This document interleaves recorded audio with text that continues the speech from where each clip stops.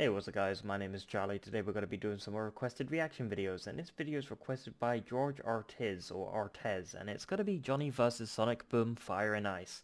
Oh boy, I don't think I've ever played this one before. I don't think I've ever played Sonic Boom Fire and Ice, but I have played Sonic 06 for the Xbox 360, oh god, and I've played Sonic Adventures like DX for the GameCube, and some other Sonic games for like Sonic for the Sega Genesis.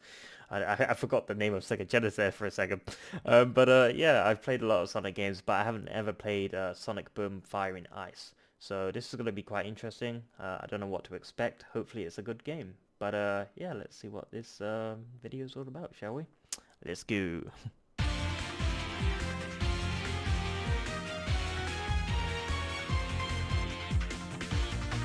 Sonic Boom Fire and Ice. This is where you have to collect emeralds. One reason why I would ever decide to put this shit back on. We're back in Sonic Boom territory, folks.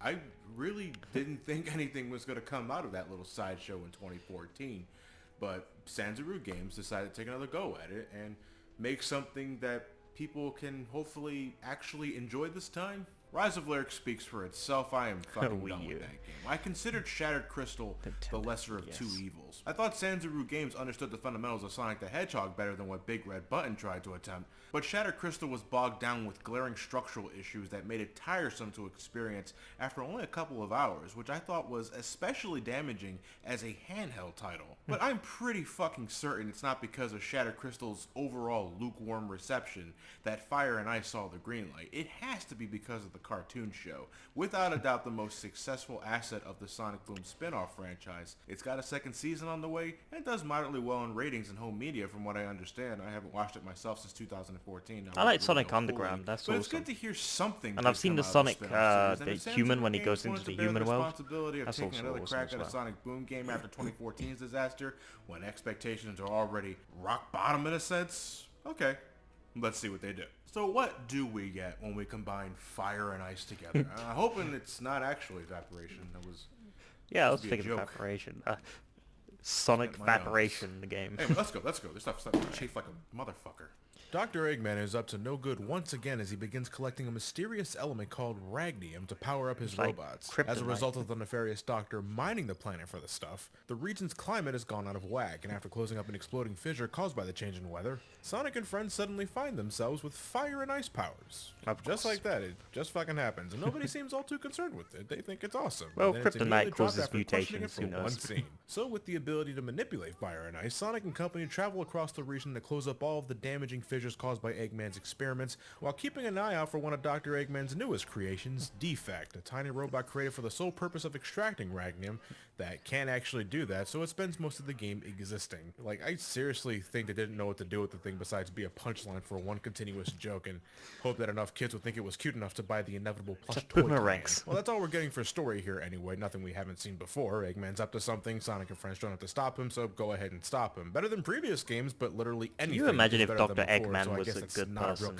He was actually the good guy the whole entire time. Though Knuckles still has fucking nuts in his mouth, but characters don't just emote. Unlike Shattered Crystal, in-game cutscenes are fully voiced, with the entire cast of Sonic Boom returning to reprise their roles. It's always good to hear Mike Pollock as Dr. Eggman again, but I swear he calls me a shit snail at one point. My Radium Enhanced Racer will make you look like a shit snail, Sonic! A lot of jokes are of the standard Saturday morning cartoon affair. Didn't really laugh. I didn't wince either, if that means anything. I've heard all this stuff before, but I'm also a guy nearing 30 years of age, it's like a sausage snail or something. For children. For a Sonic game spin-off or not, I was disappointed to find the soundtrack underwhelming. It's very generic, not catchy at all, a staple of good Sonic soundtracks to me. It sounds exactly like background music for a cartoon show. I guess I should award bonus points for the consistency, but this is a platformer, people. The Gothic Gardens are the only thing that came close, but I have to listen to it again to even think about humming it. But alright, now this is what I was wondering about the most. If Sanzaru Games were going to make another Sonic Boom game, I mean, how would that turn out? Would they legitimately listen to feedback and make something people could enjoy, or do we have another cash grab to capitalize on probably another cash grab? Now there was something that made me cautiously optimistic for one reason and one reason only. They delayed this for added polish, and when the fuck does that happen for a Sonic game? Fire and Yeah. Ice was originally a fall 2015 title, but it was pushed back for quality control and to coincide with Sonic's 25th anniversary. I remember thinking, oh fuck, this is all we're getting, isn't it? But thanks to the announcement of Sonic Mania and Project Yeah, I've Sonic got that, Sonic 2017, Mania. I It's think totally everyone, awesome. myself included, was willing to go a bit easier on Fire and Ice. It was just a matter of the finished result. And I'm happy to say Fire and Ice is miles better than anything we've seen so far in the Sonic Boom franchise. Damn, which I know really? some isn't saying much because the trip to the fucking dentist is better than I was these. expecting But I a think cash grab. Sanzaru Games made an honest-to-God attempt at fleshing out what people liked about Shattered Crystal while reorganizing, if not outright omitting, the shit nobody liked. Collectibles are no longer needed for level progression. You know what this means? You can either explore the level at your own pace or blaze through that shit Yeah, like the that's Sonic good. character you are, with both Make it parties being able to opinional, advance through the you know. game all the Don't same. don't Levels force are people also to collect nowhere shit. near as padded out as previously. How many times did we have to watch Sonic or someone else rocket across the loading screen with this touchscreen tether, launching us to get another area of the 15-minute long experience? Things are considerably smaller in Fire and Ice. If there's an off-beaten pathway, it's usually a 5-second distraction with a collectible waiting at the end of it, or a bonus challenge to get yourself another form of a collectible. Yes, collectibles are still a thing in Fire and Ice, but all of it is optional and Good. frankly kind of meaningless. That's Like good if the they're Amy all hammers. You collect optional. enough of them, you can get cosmetic skins for Amy's Eh. hammer. Do you want the basic hammer skin? The This is not titanium, microtransactions. Magnum? It doesn't matter to You'd be me. paying Everything dies $1 in one hit in this each game anyway, fucking and you're probably coloured using hammer. the homing attack to do the job. And as for the coils you collect for sticks, getting them all just gets you the stick robot, a racer used for the multiplayer stuff. And you unlock more stuff for that by collecting these trading card Holy puzzle crap, pieces of the unlocking sort, which are content, usually not locked behind a swiping it secret with your challenge bloody room in a stage, debit or credit earned by card. completing these very short, incredible. and not at all challenging mini games. No shit, you can just hold R and X during these in particular, and the stage wins itself. On one hand, I'm glad progression isn't locked behind collectibles. On the other hand, if you're gonna have them at all, have them mean a little something more. The trading cards for multiplayer content, I'm okay with that, but fuck if I could care about the hammers and coils. But at the same time, it's not like you're fighting tooth and nail to find them all either. If you have even the most basic knowledge of how goodies are hidden in a standard platformer, you can find most, if not all of these things on your first run. I got 93% first time through. That's nice. 93% just from following the It's basic good if you want rules. something If you go extra to into do. going right, go If you left. wanna If you see a trail 100% of the rings game going into a completely. bottomless pit, it's not a bottomless pit. Something to Shit like brag that. about. And unfortunately, your reward for finding these secrets, most often than not, are these unsatisfying MacGuffins. I'm more excited when it's a shield from enemy attacks. At least I see the benefits of that right away. But there's nothing else in terms of power-ups like that here. You got a dash button, every character can homing attack, you can swing on objects with your energy tether to keep momentum going. Besides character-specific abilities, that's all you're really doing. Pretty early on, you're given access to all 5 characters: Sonic, Tails, Knuckles, Sticks, and now Amy's playable. And they each rock their own unique ability. But how you complete a stage is mostly preference, because most of the time, character-specific abilities are only required to get one of those optional collectibles. Getting by the stage as fast as possible just requires you to jump, dash, attack, and hit springs like nobody's business. And as a handheld Sonic game, I like that design, but it definitely could have used more power-ups worth a damn, or maybe more of that Ragnium stuff the game centers around. You get It's these green rocks kryptonite by destroying bullshit. enemies in very, Everyone very knows small that's amounts. And kryptonite. other times you It's can green, collect it's these glowing. timed dragon-like relics that are totally not red coins from the Mario series, and they give you a bigger boost when you grab them all, but still nothing to brag about. The point of Ragnium is to unlock more robots for multiplayer racing. I had just enough of the stuff by endgame to unlock the remaining robots, but there's still these Nice. optional upgrades I can buy for them that require such a ridiculous amount of Ragnium, it requires grinding in a goddamn platformer. Nuh-uh. It would have made more sense to me to have a large chunk of Ragnium be awarded to the player for discovering hidden pathways. Look, there's That no makes special sense. stages or 10 chaos emeralds, no 10 elemental shields. You have crystals or infinite something. lives, so the joy of finding one-up boxes is no longer there. There should have been more to discover than just this borderline pointless stuff.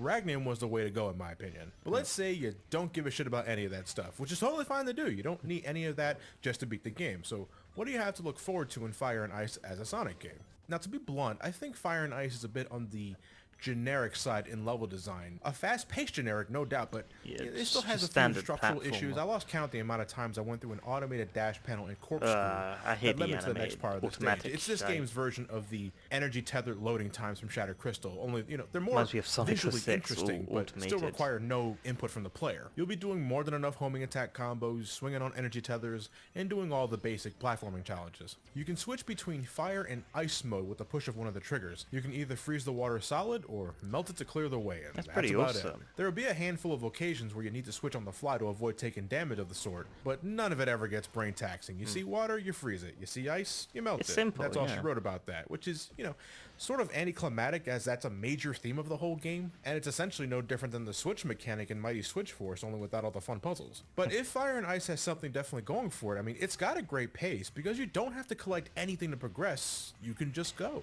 Stages that's and a good challenges thing. are You're not quick and to forced the to- point. You don't need to spend a longer than normal time on just one stage to find the things needed to get the same mind-numbing into bullshit something you during don't the wanna next do stage. in You can use video any games. character from the available 5 at any time to finish a level. It's pretty exhilarating to try and keep the speed going. You know, see how much you can do without ever stopping. It's a quality I share with a lot of Sonic games I enjoy out there. You won't be able to go experience fast. much in multiplayer if you decide to ignore everything, but say you want to get those trading cards and whatnot. I mean, multiplayer is not a game seller for sure, but it's not too bad. You select one of the robots you unlocked and race against your opponent for 3 laps in one of many racetracks you unlock as you collect more shit. By itself, they're harmless races to the finish to see who can finish all 3 laps the fastest, nothing you haven't seen before. But diehard Sonic fans will probably see these as a bare bones copy of the Sonic Rivals formula, without all the power-up fuckery. It could be the camera angle, they are quite similar. But racing against a fellow Sonic player is no less intense when you both bring your best to the table. My man, what are you wearing? It's like a Bob Ross afro. What the hell is this? Sanzaru Games trimmed the fat big time with Fire and Ice, and you know what? I've garnered some respect for the development team because of that. It really felt like they listened to feedback. But beneath all that unnecessary fat they did away with lies a game that, yes, is not all bad. It's perfectly fine, but it gives you very little reason to go back to it. The collectibles are strictly a numbers game. Level design is streamlined, yes, but offers no real multiple routes to your one destination. It's finished in about 6 hours. Doesn't have much in boss fights. Definitely could use more of those. As a handheld Sonic game, you can easily spend a few minutes of your time to select a stage, complete it in no time, and move on. But Fire and Ice is certainly a one and done sort of game. At $40, that's Damn, a that's bit pretty up there. steep. So wait for a price drop. I asked you Yeah. a question. You just 10 gonna ignore bucks me. at least. Yeah, I'm still here. And where's my Smash Bros. Title card? My bad. Thanks for your help, PK. Nah, no problem. So what's next on your agenda? You know what? I was thinking of going back to Sonic. Sonic. But I thought you already did all the games. Why does everyone keep saying, like, the handhelds, man? The handhelds. Like Sonic Free Riders? No, not like Sonic. Is that on a handheld? Well then what do you mean? What? The Game Gear stuff. Sonic 1 to 2, Sonic Advance, Sonic Rush, all of that. Oh. And then Sonic Free Riders, right? Sonic Free Riders. So I think it's time we give Sonic the Hedgehog another visit. And I want to cover a lot of stuff this time. It's a new venture. Oh, Jesus. La la. You guys ready for another Sonic Marathon? I think I'm ready for another Sonic Marathon. But I will need some prep time for this one. And the Need next some video prep I'm time doing for that is not necessarily hairdo. Sonic. I'm heading back to the You got FNAF that 4 afro Five going on. Nights at Freddy's universe because Sister Location just came out. I gotta look at that. I'm gonna give Elliot a call, see what he's doing. And then afterwards, I'm heading back to the Blue Blur, Sonic the Hedgehog. And once again, a big special thanks to my buddy PK Sparks here. Why don't you give yourself a big plug on this shoulder there? I'm happy to be on the channel. I've been wanting to do something with Johnny for a while, so happy to be here for you guys. If you guys enjoyed my commentary, you guys want to check out some Mario content, check my channel out, youtube.com/DieHotness. I'm doing Super Mario Star Road. I'm doing Paper Mario Color Splash. I'm doing Super Mario Chaos Edition. Basically, if it's Mario and Nintendo, I probably do it. And for all who's watching, thank you all for watching. Have yourselves a fantastic night, and take care. Bye. Okay. That's the end of the video. Thanks for stopping by. Please consider take a look at another video.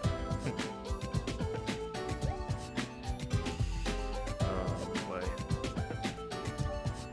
Just looking at the end videos, they're pretty cool. Ooh, what's this? Bonus content. Learning from past mistakes. Ace bandages underneath the sports tape. Gloves. So none of it can mess with my fucking hands. Unfortunately, I didn't get every bit of You got like a the like a area. red. Sometimes shit like that can happen, and I end up pulling some hair out. Anyway, look at that. Look how fast I'm doing it.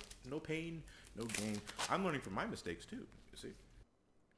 Alright, that's the end of the video. That was Johnny versus Sonic Boom Fire and Ice. From what I've seen from the video, never played the game, so from what I saw, it looks like a right decent game. I mean, it's just something to kill time. I guess if you're in a car, you can bring your Nintendo DS with you or something like that and just chill out and play the game. It's good that you're not forced to collect all the collectibles. I hate games like that where they force you into shit. But then again, these days in 2020, all you have to do is sort of just like swipe your credit card to unlock content these days. I mean, it's I mean, I don't even think downloadable content is even called what you used to call them expansion packs, and now they're just like DLC, like costumes, like cosmetic items. It's always cosmetic items, like a glossy red or glossy blue or something like that, or green or something. It's always disappointing. Some stuff is good, some stuff is just poor value. I don't know. It's just that age where everything you have to unlock in video games, you have to swipe with your credit card. It sucks. But I'm glad you don't have to do that in this game. So that's a good thing. However, the sort of Sonic Boom Fire and Ice. I mean, would I play it? Not really, because there's like Nintendo Switch out now. It's 2020. There's more better games to play out there, I guess. Well, then again, it's a Sonic game, but still. And the cartridges are so expensive. My God, the cartridges on the Nintendo Switch and Nintendo DS, they just never seem to go down in price. I mean, Nintendo Switch cartridges, they're always like $40 or $60, and they just never go down. Even in stores, you can get like $10 off of it if you're lucky. But yeah, even if they're secondhand, not brand new.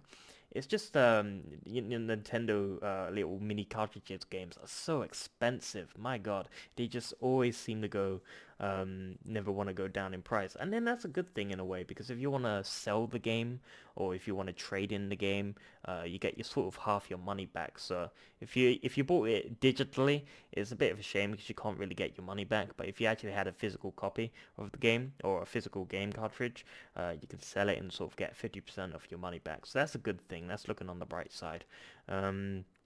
But yeah, it was an interesting video. So if you like this video, make sure to give a like, comment down below, and make sure to subscribe to my channel if you enjoy my content. I'll see you guys in the next video. Peace.